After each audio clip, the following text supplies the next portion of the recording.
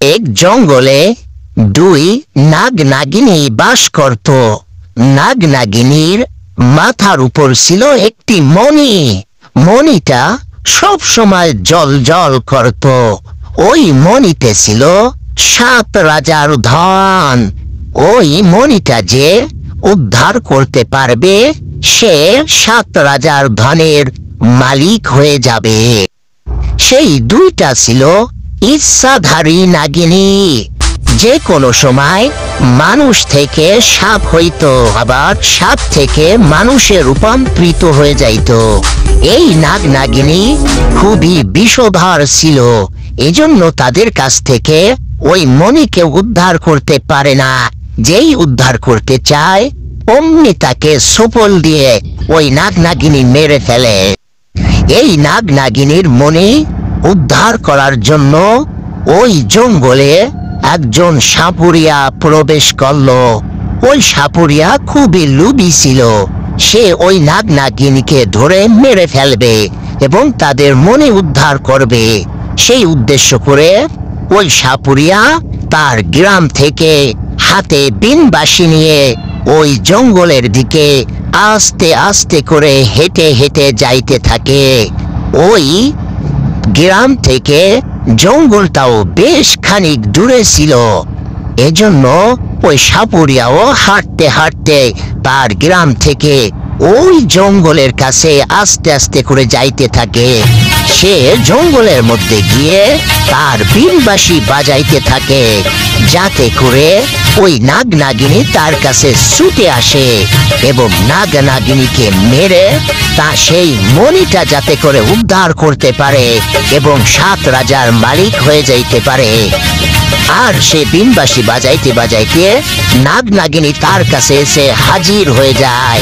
আর সে বিনবাঁশি বাজাইতেই থাকে, বিনবাঁশি বাজাইতেই থাকে। বাজাইতে বাজাইতে ওই নাগ নাগিনী সাপ থেকে মানুষে রূপান্তরিত হয়ে যায় এবং ওই সাপুরিয়া আরো খুশি হয়ে যায়।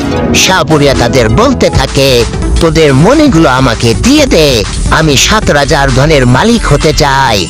আর তখন নাগ নাগিনী বলে যে না, ওটা আমরা দেব না, ওটা দিলে আমরা মারা যাব। আর তুই হচ্ছে একটা লোভী সাপুরিয়া। সাপুরিয়া বলে তোরা দিবি না, তোদের কাছ থেকে কিভাবে মনে উদ্ধার করতে হয় সেটা আমি জানি।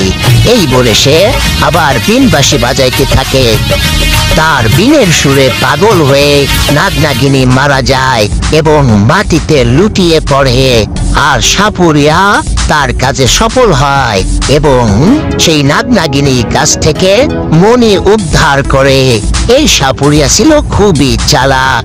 বন্ধুরা, তোমরা যদি দ্বিতীয় পার্ট দেখতে চাও অবশ্যই সাবস্ক্রাইব করে কমেন্টে জানিয়ে দিবে। এক গ্রামে একজন রাখাল বাস করত। সেই রাখালের নাম ছিল মদন।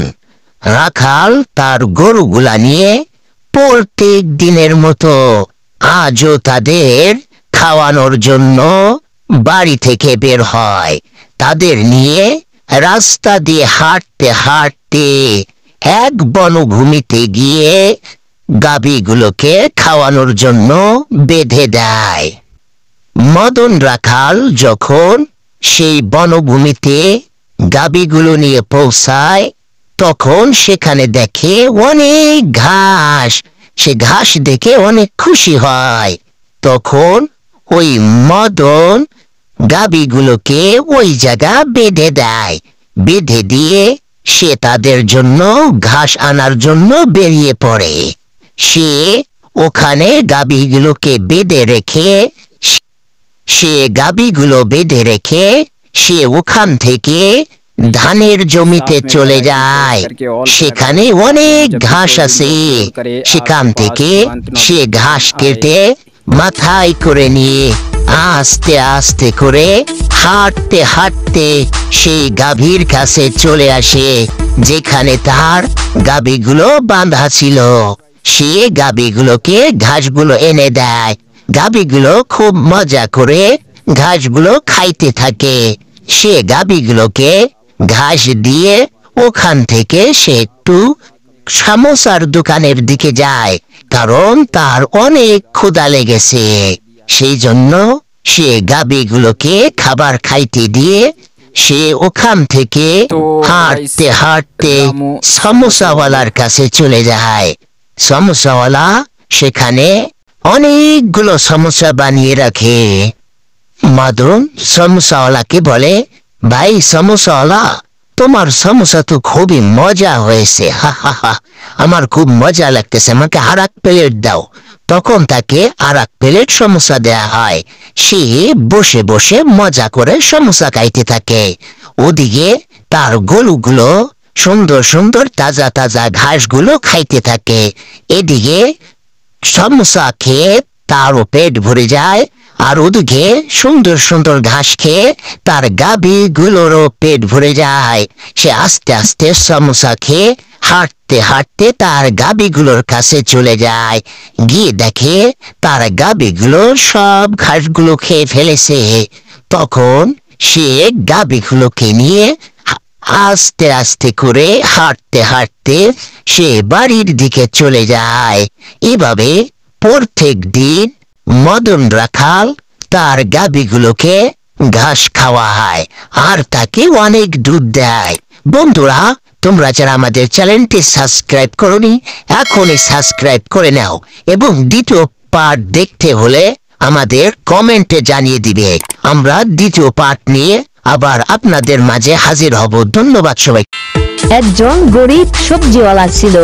সে তার বাগিচা থেকে সবজি সংগ্রহ করে তার বাড়ি থেকে ঠেলাগাড়ি করে আস্তে আস্তে সে শহরের দিকে নিয়ে তার সবজিগুলো বিক্রি করার জন্য রওনা হয়। সে আস্তে আস্তে তার ঠেলাগাড়ি করে সুন্দর সুন্দর সবজিগুলো নিয়ে শহরের মধ্যে দাঁড়িয়ে সে বিক্রয় করতে থাকে। তার সবজিগুলো সব থেকে ভালো এবং সেরা ছিল। তার সবজিগুলো ক্রয় করার জন্য দূর দূরান্ত থেকে লোকজন আসতে থাকে এবং তার সবজিগুলো ক্রয় করে নিয়ে যায়, কারণ তার সবজিগুলো খুবই সুস্বাদু এবং মজাদার ছিল। সে সবজিগুলো আস্তে আস্তে করে সবজিগুলো সব বিক্রয় করতে থাকে এবং সে সবজিগুলো বিক্রয় করতে করতে তার সবজিগুলো এক পর্যায়ে শেষ হয়ে যায় এবং তার সবজি যখন বিক্রয় করা শেষ হয়ে যায়, সে আস্তে আস্তে হাঁটতে হাঁটতে তার ঠেলাগাড়িটা নিয়ে সে আবার বাড়ির দিকে আসতে থাকে। সে এভাবে সবজি বিক্রয় করতে থাকে। তার সবজি বিক্রয় করে অনেক লাভ হয়। এই জন্য সে অনেক খুশি হয়ে যায়, কারণ সে আস্তে আস্তে অনেক টাকার মালিক হয়ে যায়। সে সবজি বিক্রয় করে এসে তার গিন্নির সঙ্গে একসঙ্গে খাবার খাইতে বসে এবং বলতে থাকে, গিন্নি, আজ সবজি বিক্রয় করে অনেক লাভ হয়েছে। এভাবে যদি আমরা সবজি বিক্রয় করতে থাকি তাহলে আমরা অনেক বড় লোক হয়ে যাব। তার গিন্নি বলে, হ্যাঁ হ্যাঁ, আমরা অনেক বড় লোক হয়ে যাব। সে বলে, আমরা আগামীকাল আবার অনেকগুলো সবজি নিয়ে শহরে গিয়ে বিক্রয় করব। এভাবে আস্তে আস্তে আমরা বড় হয়ে যাব। তাই বলে তারা খেয়ে দিয়ে শুয়ে পড়ে এবং দুজনে গল্প করতে করতে আস্তে আস্তে ঘুমিয়ে পড়ে। তখন welcome to my channel cartoon video. বন্ধুরা, তোমরা যারা আমার চ্যানেলটি সাবস্ক্রাইব করে নাও, যাতে করে নতুন নতুন ভিডিও সবার আগে পৌঁছে যায় তোমাদের কাছে। থ্যাংক ইউ সবাইকে সাবস্ক্রাইব এবং পাশে থাকার জন্য। Welcome to my channel cartoon video. বন্ধুরা, তোমরা যারা আমার চ্যানেলটি সাবস্ক্রাইব করে নাও, যাতে করে নতুন নতুন ভিডিও সবার আগে পৌঁছে যায় তোমাদের কাছে। থ্যাংক ইউ সবাইকে সাবস্ক্রাইব এবং পাশে থাকার জন্য।